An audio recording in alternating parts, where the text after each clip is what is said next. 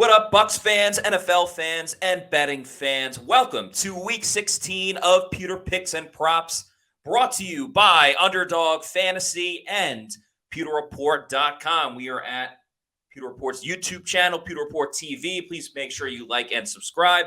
I'm your host, Matt Matera from PewterReport.com. Really excited to get into the holiday season of gambling and betting. Bowl season's in full swing in college football, so check out my social media where you can check out a lot of those picks. And, of course, we're going to talk about Bucs versus Jaguars in today's game, or this Sunday's game. Getting ahead of myself here. It's going to be a really fun one, though. Obviously, the Bucs are riding high after playing a fantastic game against the Packers. Jaguars, a lot of questions about them. How are they going to do? Is Trevor Lawrence going to play? We'll answer all of that. But, of course, in this show, we always start with the player props. And I have a lot because it's Christmas. It's the holiday season. So I'm coming with a whole bag of gifts of prop bets for you to take over at Underdog Fantasy, or do your own side bets as well with whatever gambling website you use.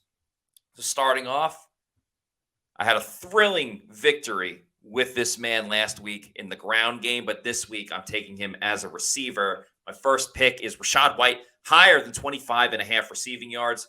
Rachaad White's one of the best receiving running backs in the NFL. He was top 3 at some point, had 50-plus yards last week and scored a touchdown. It just takes one for Rachaad White to break a big play. He's going to get at least 2 targets his way, maybe a screen pass. Maybe they line him up out at wide receiver. They do that. I see him hitting this easily.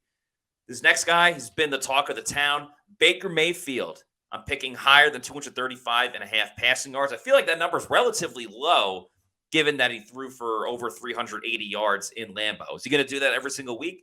No. Does he play better on the road than he does at home? Yeah, absolutely. But Baker knows how to ride that momentum. Yes, he can be up and down. But right now, he's on that up and up. I see that continuing, especially against a Jaguars team that has lost 3 in a row. They've lost 2 out of their last 3 to backup quarterbacks, and I'm not comparing Baker to a backup quarterback. But they've allowed some stuff both on the ground and through the air. Jaguars secondary is banged up, so I really like Baker to pop off once again with a pretty big game. So I'll take higher than 235.5 passing yards. Sticking with the Bucs, this next one, just all reliable. Mike Evans, higher than a half a touchdown. So it's essentially saying, will Mike Evans score a touchdown? Yes, I believe so. Mike has 11 on the season, if I'm not mistaken. He's 1 behind Tyreek Hill. I think that would be a really cool record to be in first place in touchdowns this season. A really nice feather on his cap, especially for a guy that's building that Hall of Fame resume, even though I think all of us here watching know that he is a Hall of Famer. So Mike Evans to score a touchdown. It's happened often this season. I see no reason why it wouldn't on Sunday on Christmas Eve. Of course, with Underdog Fantasy, you have to pick at least 2 different teams or 2 different players from each team. So I have 2 more picks on the Jaguar side of things, starting with Travis Etienne, going lower than 55.5 rushing yards. The Jaguars do not have a good rushing team. They haven't been able to run the football in over 2 years now. But the biggest reason why I'm picking this is that the weakness of the Jaguars on offense, outside of like if Trevor Lawrence isn't playing, but the weakness is the interior offensive line, the center and their 2 guards. Where do the Bucs excel on defense? Vita Vea and Kalijah Kancey. So with them causing tons and tons of disruption up the middle, don't see much going on for Travis Etienne. And if the Bucs jump out to a lead, which I predict that they will, Jaguars are going to have to throw the football, which does not help with Etienne running the football. With that said, so I'm taking lower on the rushing yards for Etienne. With that said, I'm taking higher on the receiving yards for Calvin Ridley. The Bucs have been a little boom or bust on defense. They can get sacks, they can turn the ball over, but if they're not doing that, they are quite susceptible to allowing tons and tons of yards. You can go back to that Texans game. Even against the Packers, where as good as they've looked, there were times where receivers are wide open. So if it's Trevor Lawrence, you know he's going to be looking for Calvin Ridley. And if C.J. Beathard, the backup, is in, he's going to want to throw to the best receiver on this team, which is Calvin Ridley. You're going to have Carlton Davis and Jamel Dean healthy playing in this game. So we'll see who matches up against Calvin Ridley. While both of those cornerbacks are good, at times they've struggled this season. So Calvin Ridley has a great opportunity to put up some yards, even if the Bucs are in the lead of this game. And I do have the Bucs winning this one. I believe my prediction on the game was 25-15. So I like the Bucs -3. I'm surprised that number did not shoot up more, given Trevor Lawrence and whether or not he's going to be able to play. But this offense is finding its groove. Tampa Bay's offense I'm talking about. Dave Canales is in his bag. They have figured out the run game. They have gotten more wide receivers involved besides Mike Evans. Chris Godwin had his best game of the season last week. David Moore is emerging as wide receiver 3. He's scheming things for Cade Otton to be wide open as well. All the pieces are being put together for this Bucs offense, and they're trending in the correct direction at the proper time. So I don't really care who's playing defense. The Bucs can kind of go up against anyone right now.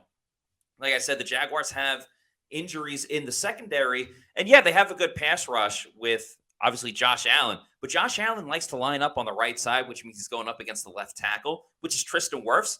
If you're the Bucs, you got to welcome that matchup all day. Why wouldn't you want to have Tristan Wirfs against Josh Allen? So if they stop him and they protect Baker, which they didn't even protect Baker that well last game, and they still scored 34 points on their own. I like the Bucs to really jump ahead in this one, especially because the Jaguars offensively, outside of Lawrence, Christian Kirk is out for the rest of the season. That's a huge blow to that offense. He's a really good wide receiver for them. So because of that, I see the Bucs defense, especially if Beathard plays, taking advantage of just poor quarterback play. Antoine Winfield Jr. does his amazing things as an all-pro safety, as he should be. So give me the Bucs -3 and the under, just because I think the Bucs will be able to pull away and have a better defensive performance that they've had over the past couple of weeks. So those are all my picks for Bucs versus Jaguars and my player props as well. Going to talk about my picks around the rest of the league. I got 3 more coming this week. But first, real quick, Underdog Fantasy, of course, is the presenting sponsor of this show of Pewter Picks and Props. Use the promo code Pewter, that's PEWTER, and get a first deposit bonus when you play. Like I've been telling you guys, you got to pick at least one player from 2 separate teams. You can make all the way up to 5 picks and win all the way up to 20 times your money. So use that promo code Pewter, that's PEWTER, and get a first deposit bonus with Underdog Fantasy. All right, a lot of games going on Christmas Eve, a couple on Christmas as well. My NFL picks were not great last week, though I do feel much better about this week.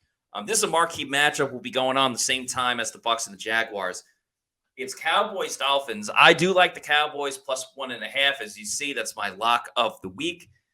I think they're going to bounce back from playing a terrible, terrible game against the Buffalo Bills. They looked great against the Eagles, looked terrible against Buffalo. Now they're playing a good team in Miami, but Miami hasn't beaten anyone that is successful this season. Miami's soft. They're a candy-ass team. That's essentially what they are. They're not physical. They can run the ball to the outside, but can they go in between the tackles? I think the Cowboys out-physical Miami and probably win it outright, but if you're going to give me 1.5, I will take the 1.5. So give me the Cowboys against Miami. Next up, Cardinals +4 facing the Chicago Bears. Cardinals have been so much better when Kyler Murray's been in the lineup, and the Bears multiple times this season, shout out to Colin Cowherd who have this stat, they've blown multiple 10-point leads in the fourth quarter. That's almost impossible to do, but week in and week out, including last week, the Bears find a way to stumble at the end. So it really doesn't matter how far or close this game is. The Bears find a way to blow it when it matters most. And the Cardinals, again, have some exciting things on the offense. They are better when Kyler Murray plays. So I'll take the Cardinals +4. This next game, I think it's just a rule you have to bet on because it's the best game of the week. It's the last game of the NFL slate in Week 16. Christmas night, Ravens, 49ers. Initially, I liked the under, but then I was like, you know what? It's Christmas. It's the holiday season, the holiday spirit. It doesn't feel right to bet the under in this game. So I'm going against my gut and taking the over of 47. This game is in San Fran.